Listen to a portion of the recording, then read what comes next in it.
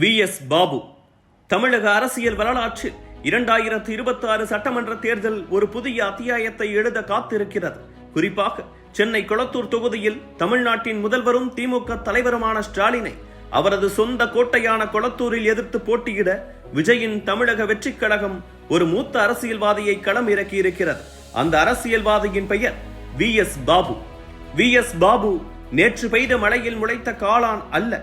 சென்னை மண்டல அரசியலில் கடந்த 30 ஆண்டு காலமாக தடம் பதித்து வரும் ஒரு மூத்த அரசியல்வாதி. இவரது அரசியல் வேர்கள் திராவிட முன்னேற்ற கழகத்தில் தான் தொடங்கின.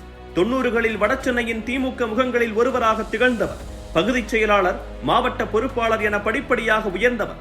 2006 சட்டமன்ற தேர்தலின் போது ஒருங்கிணைந்த சென்னை மாநகராட்சியில் இருந்த புரசைவாக்கம் தொகுதியில் திமுக சார்பில் போட்டியிடும் வாய்ப்பு இவருக்கு வழங்கப்பட்டது. அந்த தேர்தலில் அதிமுகவின் வேட்பாளராக இருந்த வெங்கடேஷ் பாபுவை சுமார் 7000 வாக்குகள் வித்தியாசத்தில் வீழ்த்தி முதன்முறையாக சட்டப்பேரவைக்குள் நுழைந்தார். 2011 தொகுதி மறுசீரமைப்புக்கு பிறகு புரசைவாக்கம் தொகுதி நீக்கப்பட்டது. அதன் பகுதிகள் எழும்பூர் மற்றும் கொளத்தூர் தொகுதிகளோடு இணைக்கப்பட்டன. அப்போது திமுக தலைமை இவரை புறக்கணித்ததாக கருதிய வி.எஸ். பாபு அதிமுகவில் இணைந்தார். ஜெயலலிதாவால் அதிமுகவின் தென் சென்னை மாவட்ட செயலாளராக நியமிக்கப்பட்டார். ஜெயலலிதா மறைவுக்கு பிறகு அதிமுகவில் ஏற்பட்ட உட்கட்சி பூசல்கள் இவரை ஓரங்கட்டின. ஒரு கட்டத்தில் அரசியலில் இருந்து சற்றே ஒதுங்கி இருந்த இவர் நீண்ட இடைவெளிக்கு பிறகு தனது பழைய அரசியல் அனுபவத்தை முதலீடு செய்ய சில மாதங்களுக்கு முன்பு தன்னை தாவேகாவில் இணைத்துக் கொண்டார். கொளத்தூர் தொகுதியின் பெரும் பகுதிகள் பழைய புரசைவாக்கம் தொகுதியில் இருந்தவை.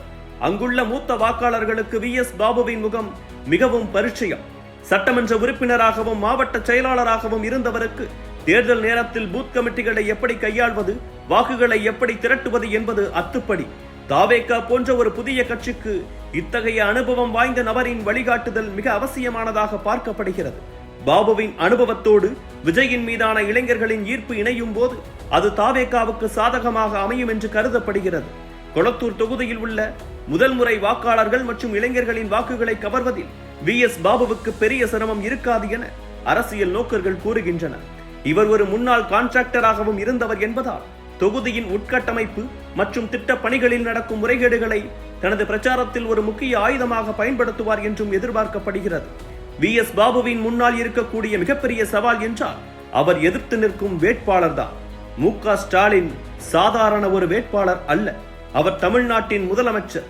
கடந்த 15 ஆண்டுகளாக கொளத்தூரில் அவர் செய்திருக்கும் உட்கட்டமைப்பு வசதிகள் அங்குள்ள ஒவ்வொரு குடும்பத்திற்கும் நன்கு பரிச்சயமான ஒன்று. அது மட்டுமின்றி கொளத்தூர் தொகுதி என்பது திமுகவின் மிக வலுவான ஒரு கோட்டை. அங்கே ஒரு அதிர்வை ஏற்படுத்துவது என்பது ஒரு புதிய கட்சிக்கு மிகப்பெரிய சவால். வி.எஸ். பாபுவின் பக்கம் பழைய தொண்டர்கள் இருந்தாலும் அசுர பலத்துடன் இருக்கும் திமுகவை எதிர்த்து நிற்பது சுலபமான காரியம் அல்ல. இன்னொரு புறம் வி.எஸ். பாபு திமுகவில் இருந்து அதிமுகவிற்கு சென்று இப்போது தாவேகாவிற்கு வந்திருப்பது ஒரு நிலையற்ற அரசியல்வாதி என்ற விபத்தை நடுநிலை வாக்காளர்கள் மத்தியில் ஏற்படுத்தக்கூடும். இதை அவர் தனது பிரச்சாரத்தின் மூலம் எப்படி முறியடிக்கப் போகிறார் என்பது மிக முக்கியம். அத்துடன் அதிமுக மற்றும் நாம் தமிழர் கட்சி ஆகியவையும் அங்கே களம் காண்பதால் ஆளுங்கட்சிக்கு எதிரான வாக்குகள் சிதறும். இதுவும் ஸ்டாலினுக்கு சாதகமாக அமையலாம். கொளத்தூர் தொகுதி மக்கள் கடந்த 3 தேர்தல்களில் ஸ்டாலினை தேர்ந்தெடுத்திருக்கின்றனர். இந்த ஹாட்ரிக் வெற்றியை உடைக்க பாபு அசாத்தியமான உழைப்பை கொடுக்க வேண்டியிருக்கும். பெரும்பாலான இடங்களில் புதுமுகங்களை களமிறக்கி இருக்கும் தாவேகா கொளத்தூரில் பல ஆண்டுகாலம் அரசியல் அனுபவம் கொண்ட வி.எஸ். பாபு போன்ற ஒருவரை தேர்வு செய்திருப்பது கவனிக்கத்தக்க நகர்வு. காரணம், அரசு இயந்திரம், திமுகவின் பலமான வாக்கு வங்கி மற்றும் 5 ஆண்டுகளில் கொளத்தூரில் மேற்கொள்ளப்பட்ட வளர்ச்சி திட்டங்கள் ஆகியவை ஸ்டாலினுக்கு சாதகமாக உள்ளன. இவற்றை தாண்டி பாபு வாக்குகளை பெறுவது என்பது அக்னி பரீட்சை போன்றது. ஸ்டாலினை வி.எஸ். பாபு வீழ்த்துவது என்பது இமாலய சாதனைதான் என்றாலும் கணிசமான வாக்கு சதவீதத்தை பெற்று ஸ்டாலினுக்கு டஃப் கொடுத்தால் கூட அது தாவேகாவுக்கு பெரும் வெற்றியாக பார்க்கப்படும்.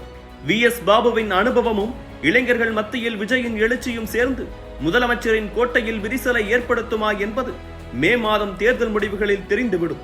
சென்னையின் இந்த முன்னாள் சட்டமன்ற உறுப்பினர் தமிழ்நாட்டின் முதலமைச்சரை எப்படி எதிர்கொள்ளப் போகிறார் என்பதை பார்க்க ஒட்டுமொத்த தமிழ்நாடும் ஆவலோடு காத்திருக்கிறது.